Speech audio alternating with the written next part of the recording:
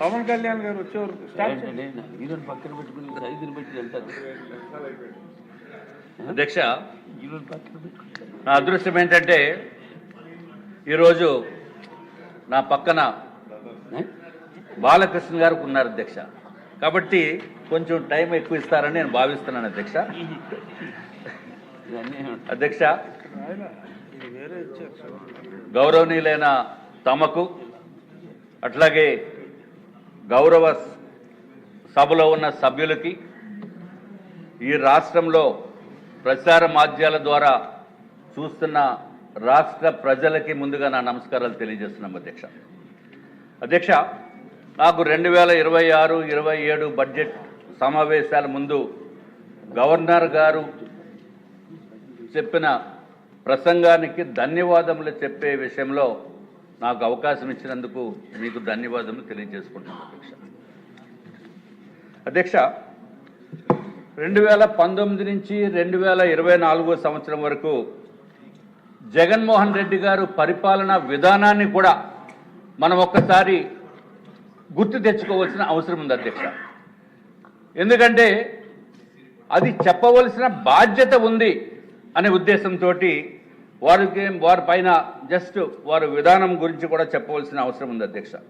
మనము అప్పుడు ఉన్న వికృత రాక్షస పరిపాలన నుంచి మన రాష్ట్రాన్ని అత్యంత అద్భుతమైన విధానంతో అభివృద్ధి పదంలోకి తీసుకువెళ్తున్న గౌరవ ముఖ్యమంత్రి నారా చంద్రబాబు నాయుడు గారికి, అట్లాగే పవన్ కళ్యాణ్ గారికి, అట్లాగే నరేంద్ర మోడీ గారిని ఒప్పించి మెప్పించి కావలసిన నిధులను తీసుకుని వచ్చి ఆంధ్ర రాష్ట్ర పురోభివృద్ధిపై దృష్టి సారిస్తున్న గౌరవ మంత్రివర్యులకి కూడా నేను ధన్యవాదములు తెలియజేసుకుంటున్నాం అధ్యక్ష. అధ్యక్ష, మొన్న గవర్నర్ గారు ప్రసంగంలో ఏదైతే ప్రసంగం చేసేటప్పుడు వైఎస్ఆర్సీపీ నాయకులు వారందరూ కూడా వచ్చి మనల్ని ఏ విధంగా అగౌరవపరిచారు అనేది కూడా మీరందరూ కూడా చూడటం జరిగింది అధ్యక్ష.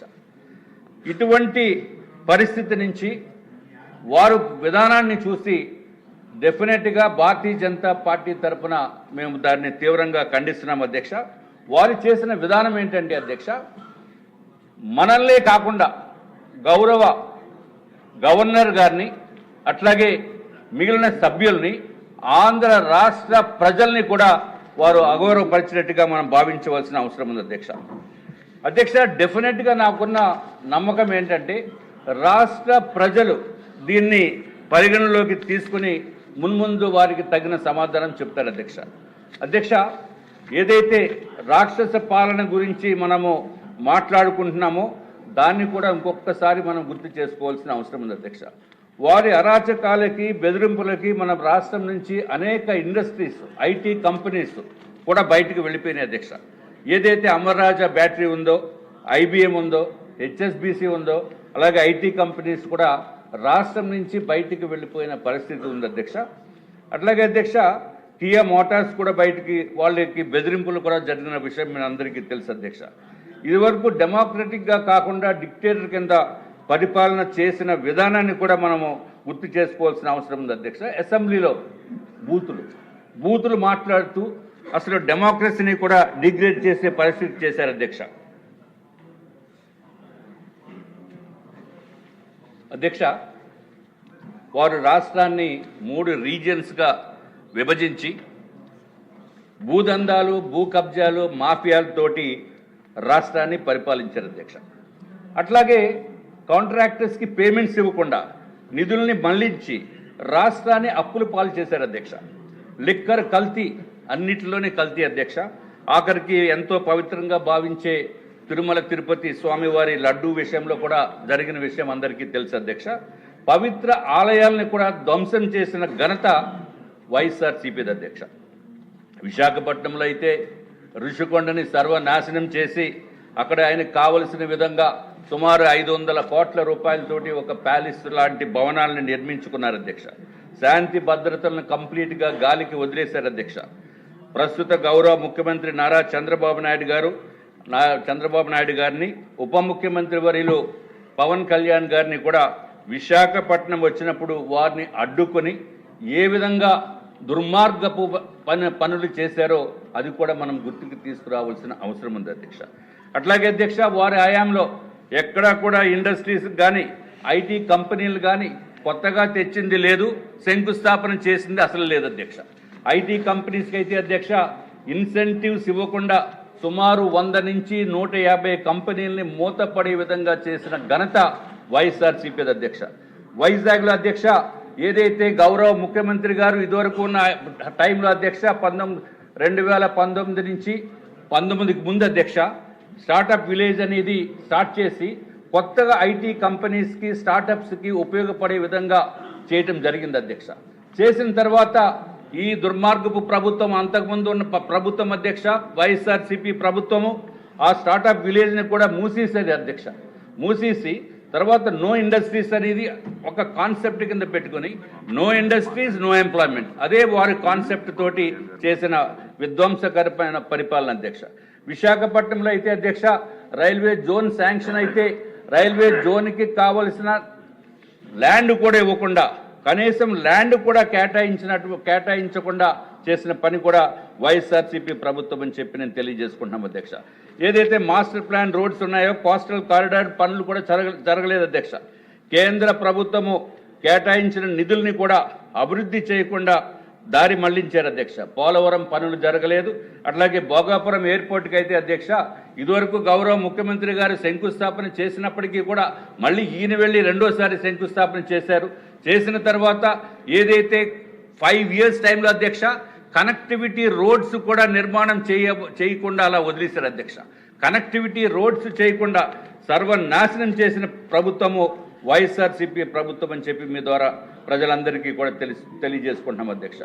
అప్పుడు అధ్యక్ష అసలు డిస్ట్రక్టివ్ మోడ్ తప్ప రెండో మోడ్ అనేది వాళ్ళకి తెలియదు, కన్స్ట్రక్టివ్ మోడ్ అనేది వారికి తెలియనటువంటి పరిపాలన చేశారు అధ్యక్ష.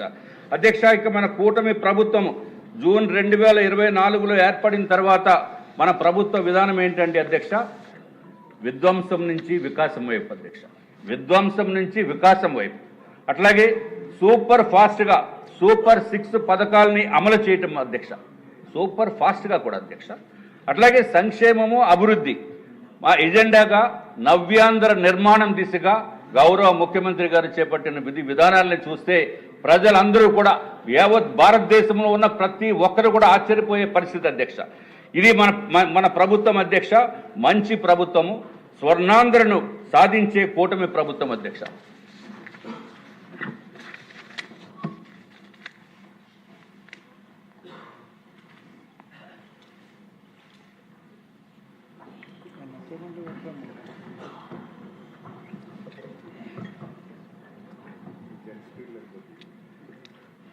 అధ్యక్ష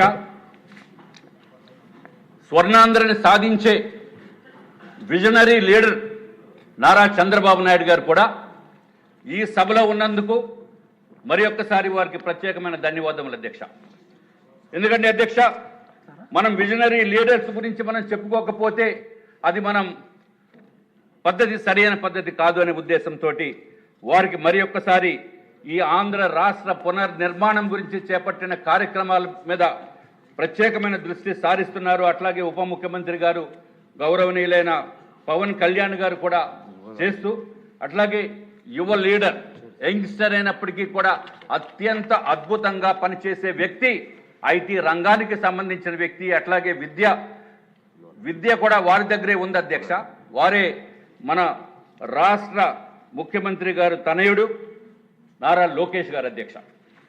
డెఫినెట్గా వారు చేస్తున్న విధానాల్ని కూడా మనం ఒక్కసారి చెప్పవలసిన అవసరం ఉంది అధ్యక్ష.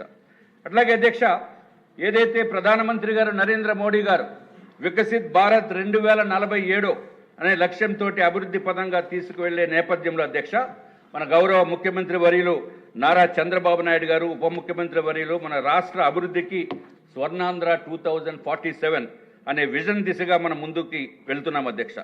మన రాజధాని నిర్మాణం గురించి, నిర్మాణాన్ని పునరుద్ధరణ చేయటం గురించి, అట్లాగే ఎన్నో ప్రాజెక్ట్స్ని తీసుకురావటంలో డెఫినెట్గా వారు చేసిన కృషికి మరి ఒక్కసారి ఈ రాష్ట్ర ప్రజల తరపున నేను ధన్యవాదములు తెలియజేసుకుంటున్నాం అధ్యక్ష. ఏదైతే విజన్ 2047 లక్ష్యాల్ని అనుగుణంగా మన కూటమి ప్రభుత్వం సాగిస్తున్న జనరంజకమైన పాలనను గవర్నర్ గారి ప్రసంగం ద్వారా మనం వినటం జరిగింది అధ్యక్ష. ఇటువంటి మంచి సంక్షేమ అభివృద్ధి కార్యక్రమాలు చేస్తూ రాష్ట్ర పురోగభివృద్ధిపై మన కూటమి ప్రభుత్వము పాటుపడుతుంది అధ్యక్ష. ఏదైతే ఈ రాష్ట్ర ప్రభుత్వము సంక్షేమ పథకాలు ఏదైతే చెప్పారో ఇదివరకు నిన్న మొన్న కూడా అందరూ విన్నారు అధ్యక్ష. మళ్ళీ చెప్పినయే మళ్ళీ రిపీట్ చేయకుండా మరి క్లుప్తంగా నేను ముగిస్తాను అధ్యక్ష. ఏదైతే